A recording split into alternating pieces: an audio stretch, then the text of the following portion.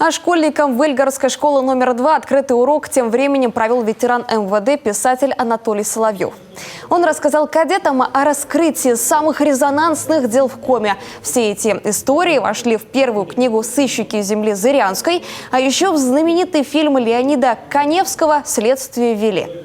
Это патриотическое воспитание. Значит, вот оно сейчас очень много времени уделяется ему, патриотическому воспитанию, потому что в свое время по первой книге «Сыщиков» я проехал, значит, от Ускулома до Объятьева в Прилукском районе. И кругом после, значит, выступления мы подходили ко мне, а как попасть в уголовный розыск, как попасть в милицию.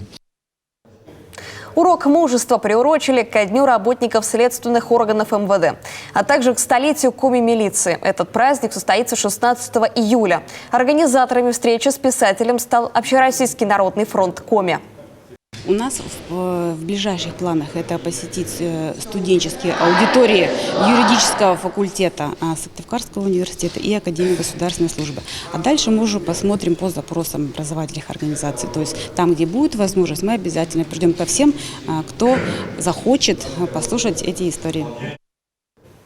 Кадетов Выльгородской школы больше интересовали истории о легендарных сыщиках республики и когда, например, в Коме появились первые карманники. А еще Анатолий Соловьев рассказал ребятам, что к изданию готовится уже вторая книга «Сыщики земли Зырянской».